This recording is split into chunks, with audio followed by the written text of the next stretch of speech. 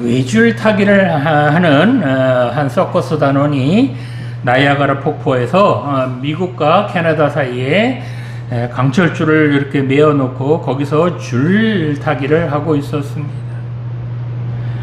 많은 사람들이 모여서 손에 땀을 쥐면서 이 광경을 구경하고 있었습니다. 이 서커스 단원은 열심히 이리 건너오고 저리 건너가자 사람들이 많은 박수갈채를 보냅니다. 그러다가 이 단원이 사람들 앞으로 와서 누가 내 어깨 위에 올래 타겠습니까? 내가 한 사람을 어깨에 메고 이 폭포 위를 건너보겠습니다 라고 제안을 합니다. 그러자 그렇게 박수치며 환호했던 많은 사람들은 서로를 쳐다만 볼 뿐 누구 하나 선뜻 나서는 사람이 없었습니다. 그때 한 꼬마 소년이 나요! 라고 손을 번쩍 들었습니다. 이 단원은 그렇게 손을 들고 나온 이 소년을 자기 어깨에 태우고 이쪽에서 저쪽 끝까지 갔다가 다시 돌아왔습니다. 그러자 사람들이 더 많은 박수를 보냅니다. 나중에 사람들이 이 소년에게 물었습니다. 얘야, 너 겁나지 않니? 어떻게 그런 용기를 낼 수가 있었어? 잘못하면 너 죽을 수도 있는데. 그러자 이 소년이 이렇게 대답을 합니다. 나는요, 하나도 겁나지 않았어요. 왜냐하면 저분이 바로 내 아버지거든요 라고 하며 그 서커스 단원을 가리킵니다. 자, 오늘 우리에게 주신 본문의 배경을 살펴보면 이스라엘 백성들이 70년 동안 바벨론의 포로 생활을 해서인지 무기력함과 그리고 매너리즘에 빠져 있었습니다. 뿐만 아니라 이렇게 포로 생활을 하고 있기에 아무것도 바꿀 수 없는 그런 현실 앞에 좌절하고 있었습니다. 오늘 본문은 하나님께서 이렇게 좌절하고 낙심한 백성들을 위로하시며 격려하시는 그런 말씀입니다. 마찬가지로 오늘날을 살아가는 우리들에게 정말 아무것도 할 수 없는 그런 무기력함, 그런 매너리즘에 빠져 있을 때 우리는 어떻게 해야 될까요? 아무것도 바꿀 수 없는, 정말 내가 초라하기 그지없는 그런 절박한 상황 앞에서 우리들은 어떻게 해야 이 절박한 상황을 깨트리고 그 절박한 상황에서 다시 승리의 길로 그렇게 나올 수 있을까요? 자, 오늘 주신 본문을 살펴보며 하나님이 어떤 분이신지, 하나님은 절박한 상황에 있는 우리들에게 어떤 말씀을 하시는지 살펴보며 함께 은혜를 나누기를 원합니다. 자, 첫 번째로 하나님께서는 우리의 어떤 간구일지라도 반드시 응답해 주시는 하나님이시라는 겁니다.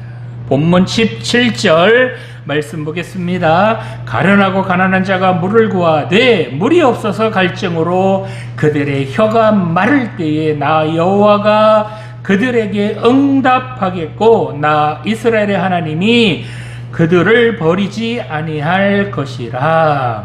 아멘. 하나님께서는 정말 사랑하는 이스라엘 백성들을 70년 동안 바벨론의 포로로 잡혀가게 하셨습니다. 이렇게 하나님께서 이스라엘 백성들을 포로로 잡혀가게 하신 것은 고생 찍살나게 해라 라고 그렇게 하신 것이 아니라 포로 생활을 통하여 그동안의 죄를 씻어내고 다시 새 사람으로 그렇게 빚어주시기 위해서 바벨론이라고 하는 채찍을 드신 겁니다. 그렇게 포로 생활로 낙심하고 절망하는 백성들에게 하나님께서는 이사야 선지자를 통하여 오늘 본문의 말씀에 나와 있는 대로 이제 소망의 말씀을 전하셨습니다. 자, 본문 17절 맨 앞에 나오는 가련하고 가난한 자란 바로 물질적으로 아주 궁핍할 뿐만 아니라 소외된 자들 또는 사회적인 약자들을 가리킵니다. 본문에서는 바벨론에서 온갖 수모와 멸시, 불이익과 불공평을 감내하며 비천한 신세로 그렇게 전락해서 그렇게 정말 종처럼 노예처럼 살아가는 그 이스라엘 백성들, 그렇게 아주 비천하기 짝이 없는 불쌍한 이스라엘 백성들을 가리키는 말입니다. 이들은 포로 신세로 온갖 고난을 겪으면서 그렇게 하나님으로부터 버림받은 존재처럼 심지어 버러지와 같이 초라하고 무력한 그런 존재처럼 그렇게 포로 생활을 하고 있습니다. 그런데 더 비참한 것은 오늘 본문 17절에 나와 있는 것처럼 물을 구하되 물이 없어서 갈증으로 그들의 혀가 마를 정도로 비참하게 살아가고 있다는 겁니다. 자, 물이 뭐죠? 물은 바로 인간의 생명을 유지하기 위해서 가장 꼭 필요한 그런 기본적인 겁니다. 이 물은 그래서 인간들에게 꼭 필요한 거잖아요. 그런데 이렇게 포로 생활하는 이스라엘 백성들은 이렇게 인간에게 꼭 필요한 이 물을 찾으려고 애쓰고 또 애써 봤지만 혀가 마를 정도가 돼서도 그 물을 구하지 못했다는 겁니다. 그들은 이처럼 삶에서 가장 기본적인 물조차 구할 수 없어서 그래서 혀가 마를 정도로 비참한 상태로 그렇게 살아가고 있다는 겁니다. 자, 이렇게 비참한 상태, 절망적인 상태에 있는 그런 이스라엘 백성들을 하나님께서는 그냥 두셨을까요? 오늘 본문 17절 후반부를 보면 나 여호와가 그들에게 뭐하겠고 응답하겠고 나 이스라엘 하나님이 그들을 뭐하지 않는다? 버리지 아니할 것이라 라고 말씀하셨습니다.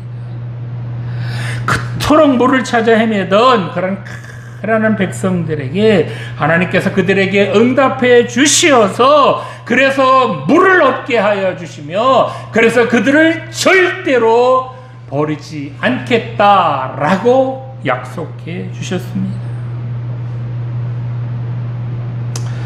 여기서 응답하겠고 라는 단어가 히브리어로 보면 이게 능동태로 나옵니다. 즉 하나님께서 백성들이 정말 하나님 이거 필요합니다. 정말 인간으로서 인간의 기본의 삶을 살아갈 때 필요한 물조차 구하지 못해서 우리 죽어갑니다. 우리에게 물 좀 주세요라고 그렇게 간절히 간구할 때 하나님께서 일부러라도 능동적으로 그들의 그 간구에 귀 기울여 들어주시고 그래서 응답해 주신다는 겁니다. 능동적으로 하나님께서 그렇게 그들의 기도에 응답해 주신다는 겁니다. 또 여기 버리지 않겠다라는 단어 중에서 이 않겠다라는 단어는요, 객관적으로 봐도 누가 봐도 아 저건 버린 게 아니구나 라고 판단할 수 있을 정도로 하나님께서 이스라엘 백성들을 절대로 버리지 않으시겠다고 약속하시는 겁니다.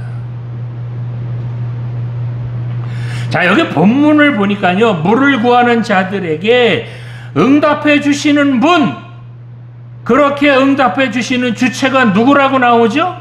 바로 나 여호와라고 말씀합니다. 이 여호와가 누구죠? 이 여호와 하나님께서는 애굽 땅에서 고난을 당하고 있던 이스라엘 백성들에게 자기 이름을 여호와라고 소개하시면서 그런 종살이하고 있었던 백성들을 애굽 땅에서 구원하여 주시어서 그래서 약속의 땅인 가나안 땅까지 인도해 주신 그런 여호와 하나님으로 본인을 자기를 소개하고 계십니다.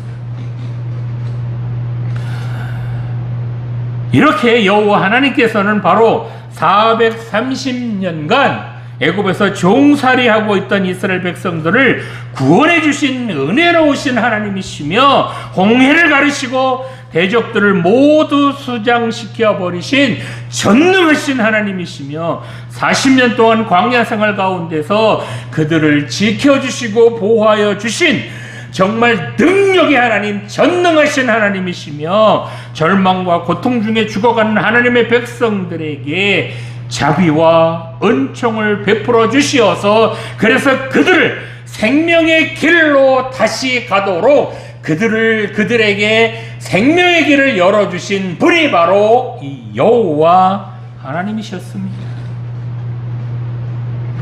자, 오늘 본문에 보니까 이 여호와께서 즉 이 여호와 하나님께서 이 백성들의 신음소리를 능동적으로 귀 기울여 들으셨고 그래서 그 기도에 응답해 주시어서 결국에는 70년간 바벨론의 포로 생활하던 이스라엘 백성들을 고국으로 되돌아가게 해 주셨습니다. 그렇습니다. 포로 생활에 지쳐있는 가련하고 불쌍한 백성들, 그들이 마실 물조차 없어서 혀가 갈라져서 정말 말도 제대로 못할 지경으로 혀가 갈라져서 작은 신음으로 그렇게 하나님께 물을 구했을 때에 하나님께서는 그 작은 소리, 그 간절한 간구에 귀를 기울여서 들어주셨고 그래서 그 기도에 응답해 주셨습니다. 하나님께서는 이스라엘 백성들이 하나님보다도 우상들을 더 섬겨서 그래서 할 수 없이 사랑하는 백성들을 그렇게 70년간 포로로 잡혀가게 하셨지만 그래서 정말 구원받을 만한 그 어떤 일도 한 일이 없는 정말 죄 많은 백성들이지만 그런 백성들의 신음소리에 귀 기울여서 들어주셨고 그들의 간구에 응답해 주셨습니다. 뿐만 아니라 정말 버러지 같은 그런 죄인들, 그런 이스라엘 백성들을 버리지 않으셨습니다. 오늘 예배 드리시는 성도 여러분, 우리가 어려움을 당하면 하나님께서 귀도 막으시고 눈도 가리셔서 내 사정도 모르시고 내 신음소리도 듣지 않으신다 이렇게 생각할 수 있습니다. 그러나 하나님께서는 우리의 모든 사정 다 아시며 우리의 모든 어려움, 우리들이 당하는 그 모든 어려움도 다 살피시며 우리가 정말 말할 수 없어서 작은 신음소리로 하나님 도와주세요 라고 간구하는 그 작은 신음소리마저도 귀 기울여 들어주셔서 그래서 우리의 기도에 응답해 주시는 그런 하나님이신 줄 믿으시기 바랍니다. 하나님은 우리가 아무리 죄를 많이 지었을지라도 절대로 우리를 버리시는 분도 아니시며 우리의 기도를 외면하는 그런 분도 아니시라는 사실 여러분 명심하시기 바랍니다.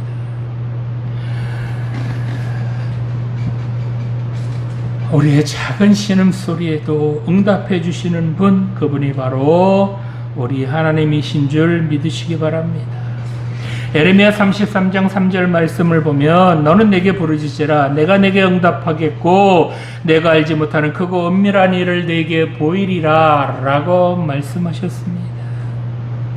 우리가 하나님께 부르짖을 때 아니 정말 작은 소리조차 내지 못해서 그렇게 힘들고 지쳐서 막 정말 작은 신음소리로 하나님 도와주세요 라고 그렇게 간구할 때에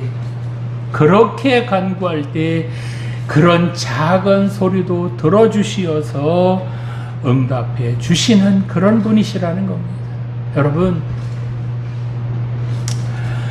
죄를 많이 지으면 지을수록 하나님 앞에 잘못한 것이 많을수록 하나님 앞에 나오기도 부끄럽고 하나님이라고 부르기조차도 부끄럽습니다.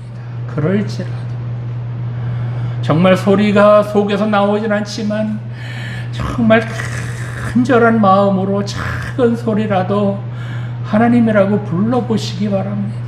하나님, 나 이런 사람입니다. 나 용서해 주세요. 하나님, 나 이렇게 지금 어려운 형편에 있습니다. 하나님, 나 좀 도와주세요. 라고 그렇게 간절히 간구할 때 우리의 형편을 아시는 하나님께서 그 형편을 역전시켜 주시어서 정말 멋지게 이 세상 살아가도록 그렇게 우리에게 은혜를 주실 줄 믿으시기 바랍니다. 자, 두 번째로 하나님께서는 우리의 생각을 뛰어넘으시는 하나님이시라는 겁니다. 본문 18절 말씀 보겠습니다. 내가 헐벗은 산에 강을 내며 골짜기 가운데 샘이 나게 하며 광야가 못이 되게 하며 마른 땅이 샘 근원이 되게 할 것이며. 아멘. 자, 본문은 여호와 하나님께서 어떻게 가난한 백성을 구원할 것인지 네 가지 대조되는 표현으로 그렇게 말씀하시고 있습니다. 먼저 이렇게 하나님께서 말씀하시는 게 뭐죠? 헐벗은 산, 골짜기, 광야, 마른 땅, 이런 이 네 가지 표현들은 모두 철저히 물이 말라서 생명을 유지할 수 없는 황폐한 곳을 말합니다. 그런데 이렇게 물이 말라서 황폐한 곳에 뭘 한다고요? 강을 내며 샘이 나게 하며 못이 되게 하며 샘 근원이 될 것이다 라고 말씀하십니다.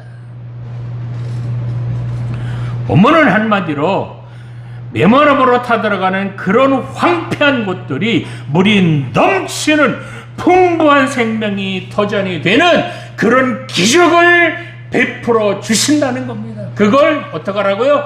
믿으라는 겁니다. 그런데 이렇게 기적을 베푸시는 주체가 누구라고요? 바로 나, 즉 여호와 하나님께서 이렇게 기적을 베풀어 주신다는 겁니다.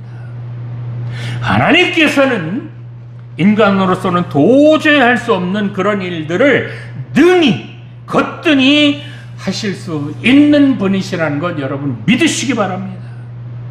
아니 어떻게 인간이 헐벗은 산에 강을 내며 골짜기 가운데 샘이 나게 하며 광야가 못이 되게 하며 마른 땅이 샘 근원이 되게 할 수 있겠습니까?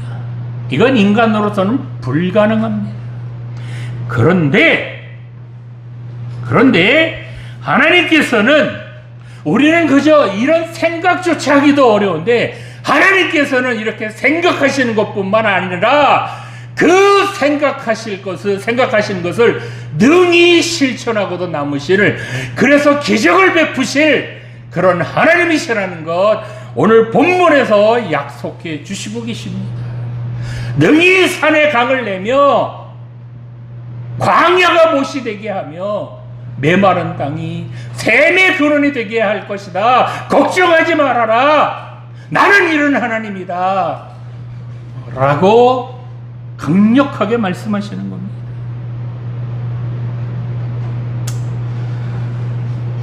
하나님은 바로 이런 분이십니다. 성도 여러분, 믿음이라는 게 뭘까요? 전능하신 하나님께서는 이 우주를 창조하시고 운행하시며 지금도 우주의 모든 생명체들을 먹이시며 그 생명을 유지하도록 이끌어 가시는 능력의 하나님이십니다. 믿으십니까? 여러분, 우리나라만 해도요, 소와 양과 돼지, 닭, 들판에 뛰어다니는 그런 뭇짐승들부터 벌레들까지 그거 다 누가 먹이죠? 인간이요?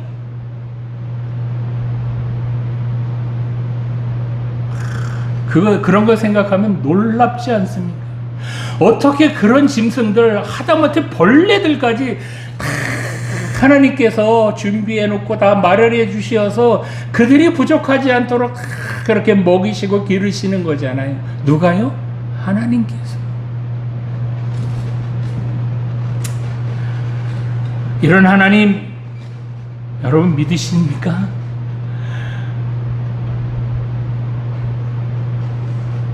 그런데요, 우리들은 그 전능하신 하나님의 이런 능력을 다 믿는 것이 아니라요, 우리가 믿는 만큼만, 그만큼만 전능하신 하나님을 갖고 와요. 그래서 갖고 온 만큼만, 하나님은 요런 분이야 라고 자기가 울타리를 만들어요. 우리가 생각하는 범위만큼만 우리는 하나님을 믿습니다. 우리의 생각을 뛰어넘는 그런 일들 하나님께서 하시면 그거는 믿지 못합니다. 그 우연일 거야. 어떻게 그런 일이 일어날 수 있지? 그건 불가능해. 이렇게 생각합니다. 하나님이 하셨음에도 불구하고. 이렇게 하나님의 전지전능하심을 우리 스스로 저울질할 만큼 우리는 그만큼만 하나님의 능력, 하나님의 전지전능, 그걸 우리가 믿는 만큼만 하나님을 믿는다는 거예요. 하나님은 이만큼 전능하신 하나님인데 우리는 요만큼만 믿는다는 거예요. 그래서 우리가 이렇게 믿는 요만큼만, 하나님은 요 정도로 전지전능하신 분이라고, 전지전능하신 분이구나 라고 판단한다는 겁니다. 하나님은 이만큼 크신데, 이걸로도 다 표현할 수 없겠지요. 자, 이렇게 하나님의 능력을 우리 생각 안에서만 그렇게 믿게 되면 문제가 많이 생깁니다. 하나님을 우리 안에 가두면, 우리 마음속 안에, 우리 생각 안에 가두면 어떤 문제가 생길까요? 하나님께서는 능력이 무궁무진하신 분이신데 하나님의 능력을 우리가 생각하는 범위만큼만을 인정하게 되는 겁니다. 제가 조금 아까 말씀드렸죠.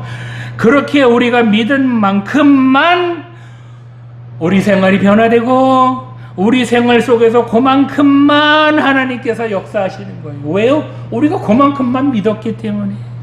그렇게 우리가 믿은 그만큼만 우리 인생이 그 정도만 나아간다는 겁니다.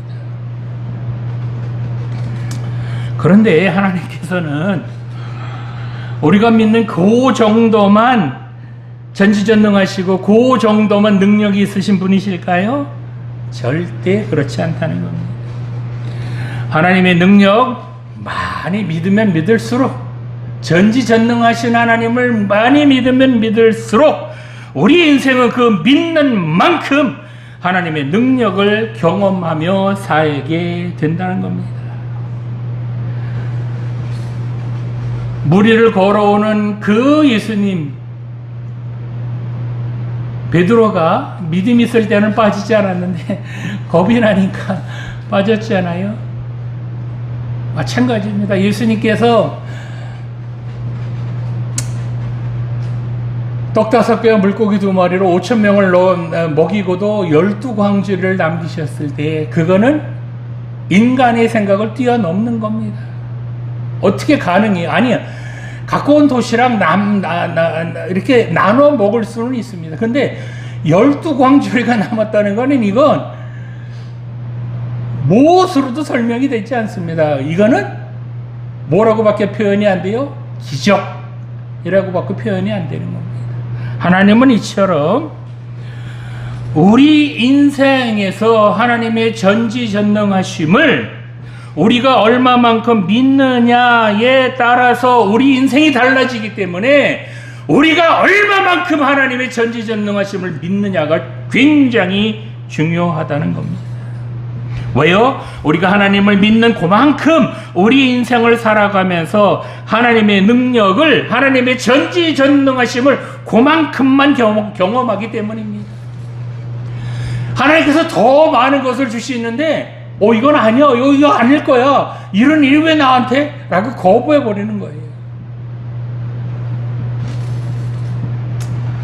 그래서 믿음이 큰 사람과 믿음이 없는 사람의 인생은 너무나도 큰 차이가 난다는 겁니다. 그래서 여러분 생각으로 하나님의 능력을 뚝 잘라서 그만큼만 믿지 마시기 바랍니다.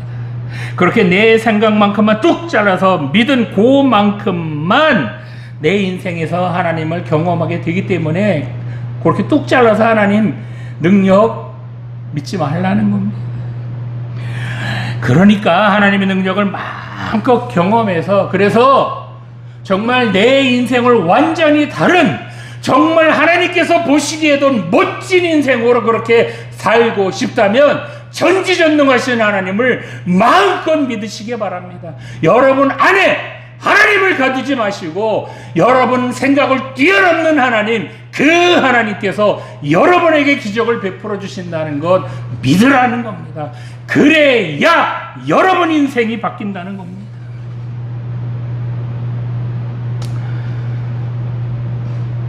이 거룩한 하나님을 성경에 나와 있는 대로, 아니 그 이상으로 그 어떤 것이든지 하실 수 있는 하나님으로 믿으시기 바랍니다. 그러면 그 하나님의 능력이 바로 내 것이 되는 겁니다. 다시 말씀드립니다. 하나님을 여러분 안에, 여러분 생각 속에 가두지 마시기 바랍니다. 그렇게 가둔다고 해서 가두어질 하나님도 아니시지만 하나님은 여러분 가슴에 담을 정도로, 여러분 생각에 담을 정도로 작은 분이 절대로 아니시라는 겁니다. 하나님께서 여러분이 생각하는 그 수준만큼만 역사하시고 여러분이 생각하는 만큼만 기적을 베푸시는 그런 분이라면 여러분 그런 하나님 믿으시겠습니까? 나 같으면 안 믿을 거예요. 내 생각만큼만의 하나님이라면 차라리 나를 믿지요. 그죠? 하나님께서는 우리 인간의 생각을 뛰어넘어서 더 크게, 더 넓게, 더 많이 역사하셔서 그래서 기적을 베풀어 주시는 그런 능력의 하나님이시라는 것 여러분 믿으시기 바랍니다. 이 하나님의 능력을 믿으면 믿은 만큼 그렇게 크게 쓰임받을 수 있다는 겁니다. 요즘 성공한 많은 사람들 보면 자기의 능력, 자기의 생각, 그것을 크게 가진 사람들입니다.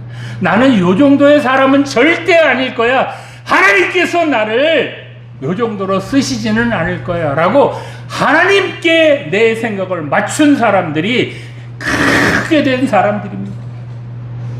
하나님을 여러분 생각 속에 가두지 마시기 바랍니다. 하나님께서 여러분들 이 땅에 파송하셨을 때에 그저 죄나 짓다가 지옥 가라고 이 땅에 보내셨을까요? 그렇지는 않다는 겁니다. 하나님께서 여러분들 이 땅으로 파송하셨을 때에는 여러분들 크게 사용하여 주시어서 그래서 많은 일들을 이루게 하시려고, 그래서 영광 받아 주시려고, 그래서 여러분들 귀하게 사용하여 주시려고 이 땅에 보내셨다는 겁니다. 그런데 하나님께서 이만큼 크게 사용하시려고 이 땅에 보내주셨는데 난 그저 요만큼만, 요 정도면 돼 라고 내 스스로 하나님의 능력을 가두어 버리면 되겠습니까? 하나님께서는 여러분들 멋지게 사용하여 주시려고 여러분 처한 환경도 바꿔주시고 상황도 다 역전시켜 주시어서 여러분들 통하여 반드시 살아계신 하나님을 증거해 주실 줄 믿으시기 바랍니다. 여러분은 하나님의 자녀들입니다. 그래서 보통의 사람들은 아니라는 겁니다. 여러분 스스로 그렇게 생각하시기 바랍니다. 나는 하나님의 자녀이기 때문에 나는 하나님께서 반드시 크게 사용하여 주실 거다라고 다짐하시기 바랍니다. 그래서 여러분의 생각의 범위를 하나님께 맞추시기 바랍니다. 본문 19절에 보면 나무들이 7가지 나무가 나옵니다. 히브리인들에게 있어서 이 7은 완전수죠. 이런 점에서 본다면 본문은 하나님께서 궁핍한 이스라엘 백성들에게 복을 주시되 온전한 복, 완벽한 복을 주신다는 겁니다. 하나님은 이런 분이라니까요. 이렇게 복 주셔서 이 땅에서 우리들을 멋지게 사용해 주실 건 믿으시기 바랍니다. 이 하나님 믿고 사셔서 이 땅에서 하나님께서 원하시는 값지고 소중한 그런 인생 다 살아가시기 바랍니다. 자, 마지막으로 능력의 하나님, 전능하신 하나님을 깨닫게 해주신다는 겁니다. 본문 20절 말씀 보겠습니다. 무리가 보고 여호와의 손이 지으신 바요, 이스라엘 거룩하신 이가 이것을 창조하신 바인 줄 알며 함께 헤아리며 깨달으리라. 아멘. 자, 본문은 이런 기적을 베푸신 분이 다름 아닌 여호와 하나님이라는 사실을 많은 사람들이 깨닫게 된다는 겁니다. 아, 이런 일은 인간이 할 수 있는 일이 아니라 바로 하나님께서 하신 일이다 라고 깨닫게 해주신다는 겁니다.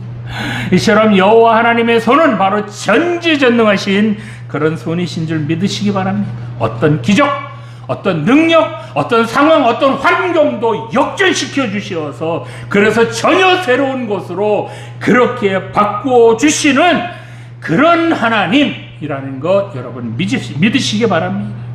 여기 창조라는 단어가 나오는데요. 이 창조라는 단어는 무에서 유를 만들어내시는, 없는 것에서 전혀 새로운 것으로 만들어내시는 하나님만이 가지신 그런 능력을 말합니다.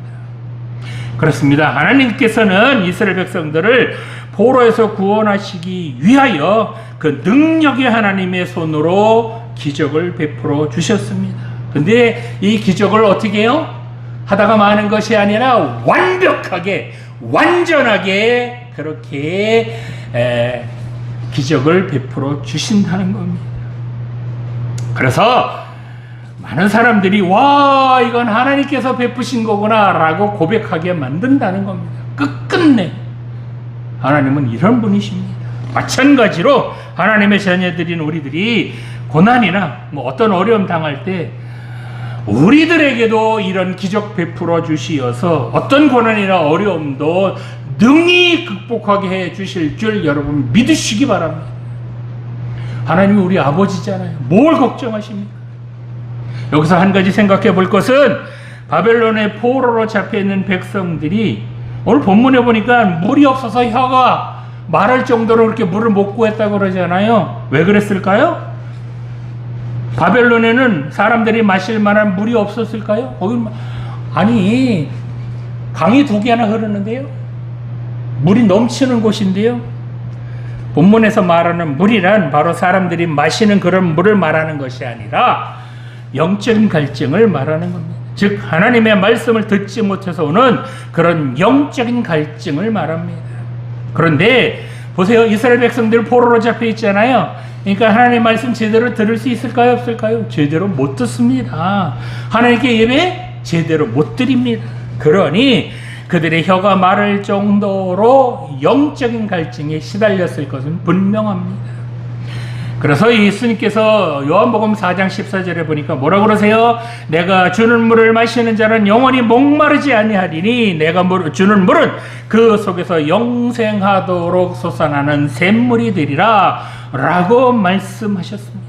그렇습니다. 우리는 주님께서 주시는 이 영원한 생수 샘물을 마셔야 그래야 영적인 갈증을 해결할 수 있습니다. 이런 주님께서 그렇게 갈증으로 목말라 하는 그런 백성들에게 산의 강을 내시고 광야에 못을 만들어 주셔서 그렇게 갈증을 해결해 주신 주님께서 십자가에 달리셨을 때 뭐라고 그러셨지요? 내가 목마르다 라고 말씀하셨습니다.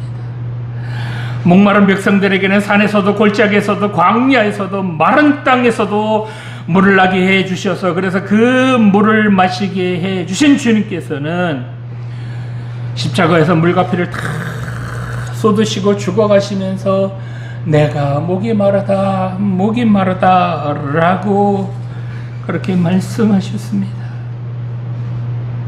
목마른 우리들에게는 물을 넉넉하게 공급해 주신 주님께서 정작 본인은 타는 듯한 갈증에 시달리셨습니다. 왜 그러셨을까요? 손과 발에 못이 박히고 옆구리는 창에 찔려서 물과 비를 다 쏟으셨기 때문에 당연히 목마를 수밖에 없으셨을 겁니다. 또한 이 목마르다는 말씀은 한 사람이라도 더 구원하고 싶은 그 구원의 갈증을 말씀하기도 합니다.